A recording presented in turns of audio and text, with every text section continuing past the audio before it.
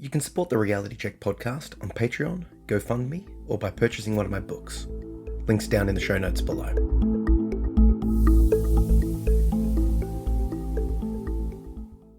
Welcome to the Reality Check podcast. I'm Zachary Phillips. So in today's episode, I've got another chapter of how to get your shit together for you. This one's called Express Yourself Daily. So before I play it, I just want to give you a brief rundown. Basically, the idea is that it's quite beneficial, particularly if you've had trauma or, a mental health affliction, to be able to express yourself, to find some form of artistic expression that allows you to sort out your thoughts, get it down, get it out of you, and so you can sort of work through it, detach from it, and heal. As you know, I'm a massive advocate of writing therapy, and my psychologist in my most recent session suggested that I do a session of writing therapy to help myself once more. And basically the idea is this: you get a pen, get a page, get some free time, or, make sure you're not going to be disrupted, and you just free write. No editing, no grammar, no nothing. Just write what's in your brain onto the page. And then, a few days later, you'll come back, look over it, and sort of edit it and see where you might be overstating things or how your opinion on what you wrote has changed. The idea is basically that, well, for one, expressing yourself onto a page is great because the page listens. It doesn't judge, and you can just express yourself freely on it. And two, if you do go back and look over it, you're able to really sort of look at those anxious ruminations, that sort of, for lack of a better expression, the craziness that's going on inside your brain from a more detached perspective, and sort of look at it and rewrite it and go, well, how do I actually feel about this? Now that it's out, now that I can see it, now that I'm looking at what's going on inside my mind, what do I actually feel about it? So this chapter, Express Yourself, is basically, the goal of it is to get you expressing yourself daily. You don't need to do writing therapy like I am, although I'm a massive advocate of it because words have power. It's basically just finding a medium of expression that works for you and getting yourself started on it. So I'm going to play this for you, and I hope you like it. I think you will. And afterwards, I'll let you know how you can get yourself a copy of the book, how you can support the podcast, all that sort of stuff. Enjoy.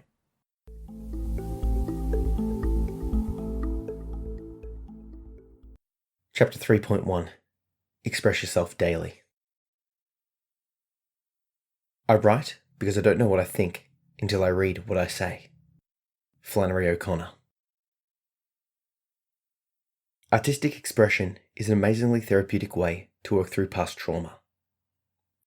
Readers of my first book, Under the Influence: Reclaiming My Childhood, will know that I've faced a degree of trauma during my childhood and early adolescence. My father was an addict, paranoid schizophrenic, chronic hoarder, and drug dealer. While he never harmed me directly, the clientele that he allowed into his house were a different story. I'm still not entirely certain of exactly what happened, but I know that I have many partial memories of sexual abuse, emotional neglect, and exposure to a dangerous world that was well beyond my years. While life at my mother's house was far safer, I didn't feel that I had the emotional support needed to help deal with both the normal adolescent changes as well as the above-mentioned mental afflictions. Eventually, at age 15, I moved out of home to live with my then girlfriend, who was also facing issues with her home life.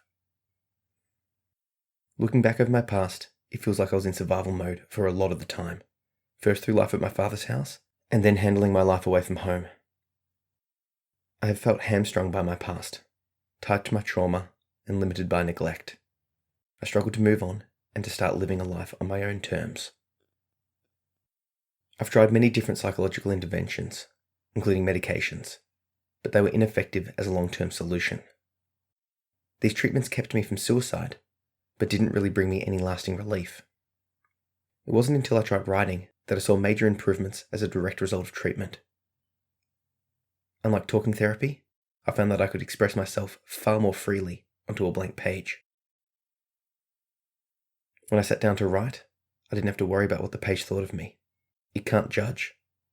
I could ramble, reiterate, and backtrack without concern for transmitting understanding to someone else. Writing became a form of pure expression that I'd never experienced before, providing an emotional release like no other. I started with simple free writing. This involved just writing down whatever came to my mind onto the page. No time limits, no narrative, no thought of grammar or story. I just wrote my thoughts. I don't keep much of this stuff.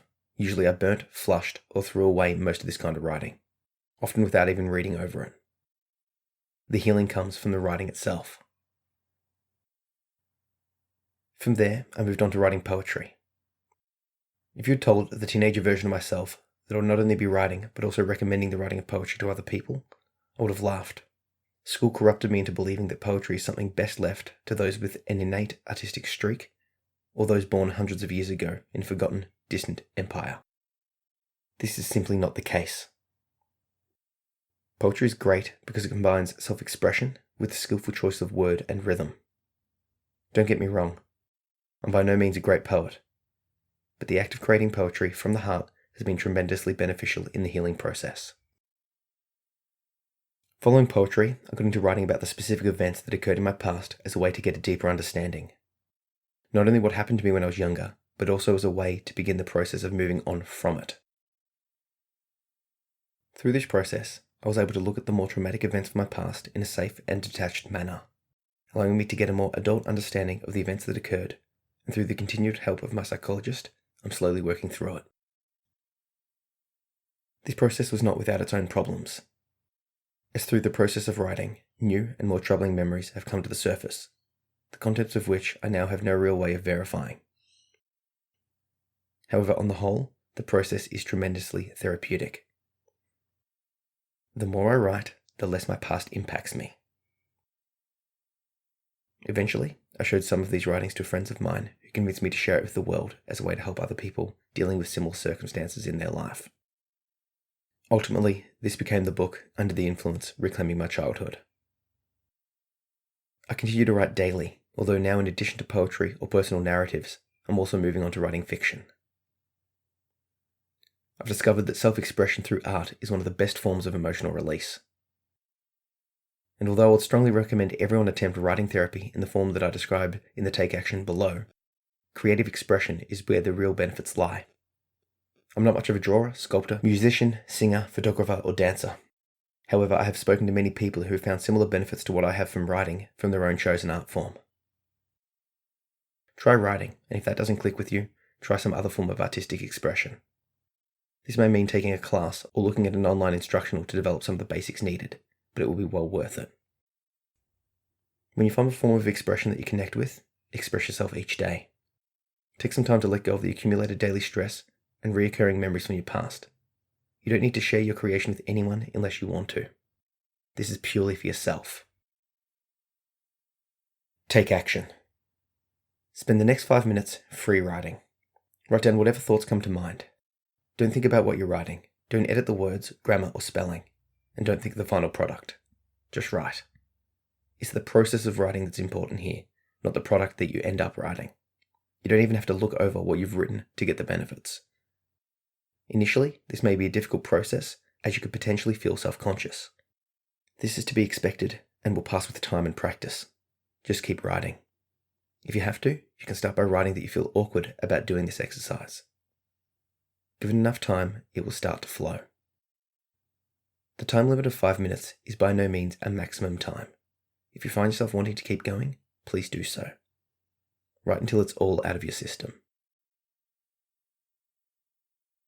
I've also found benefits from writing a daily journal. Unlike the free writing exercise described above, journaling is a more structured affair. I found that noting down what happened each day and how I felt about it allowed me to detach from the day's events and to see them from a clearer perspective. I've added to this process by also tracking my mood through a subjective number-based ranking system. For example, out of 10, 10 being high, 0 being low, my levels of happiness, anxiety, and energy. This process gave me enough valuable data to prove to myself that I'm not always depressed. As you may well know, when you are suffering from a mental affliction, it can be easy to believe that you've always felt that way.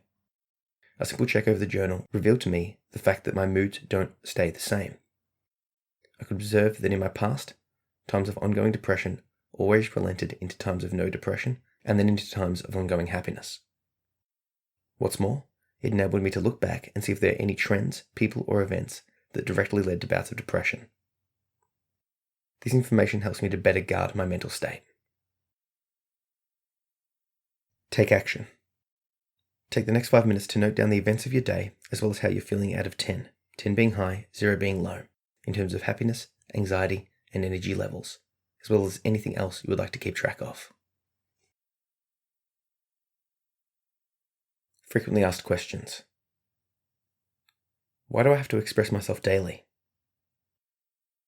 Developing positive habits like daily expression will help your mental state to trend upwards. Alternatively, you could always use it as a tool for when you are suffering from a particularly strong mental affliction. Should I handwrite or type my writing? Does it matter? I prefer handwritten because it's quite portable and very easy to begin. There is no worry about batteries, saving documents, or technical difficulties. That being said, writing is about expression. Write, type, or even dictate your voice. It really doesn't matter, provided that you're expressing yourself. I'm struggling to express myself honestly. I find myself holding back. Give it time. At first it may feel forced and unnatural. For me, I felt quite self-conscious in the beginning, but once I got going, these blocks steadily broke down. Over time, you'll be more and more able to express yourself and will be significantly less judgmental. Keep going. Summary. Find a way to express yourself freely and then do it every day. This process will release the stress accumulated throughout the day, as well as to help you move on from past traumas.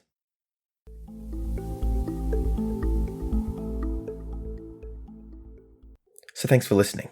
If you'd like to get yourself a copy of How to Get Your Shit Together, I've put the links down in the show notes below. You'll be able to get it on a paperback, ebook, or audiobook, whatever format you like. As most of you know, I release everything I do for free.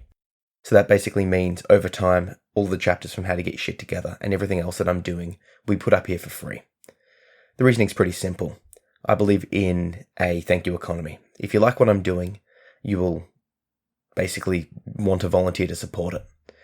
So if you are enjoying what I'm doing, you'll be able to get yourself a copy, or you could support me on Patreon at patreon.com/ZachPPhillips, or through a GoFundMe, and I'll put the links down below.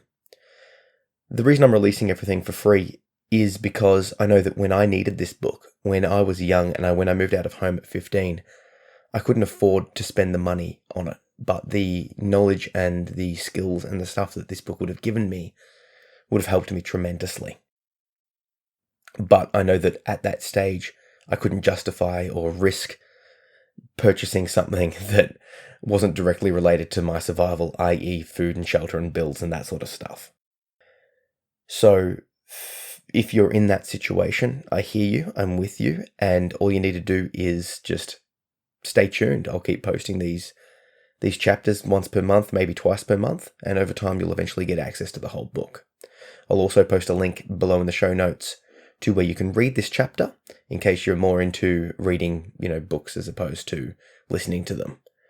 So yeah, if you enjoyed this, please like and review the podcast. It really helps. Please recommend it to someone. And like I said, if you want to support me, please do. Have a good one.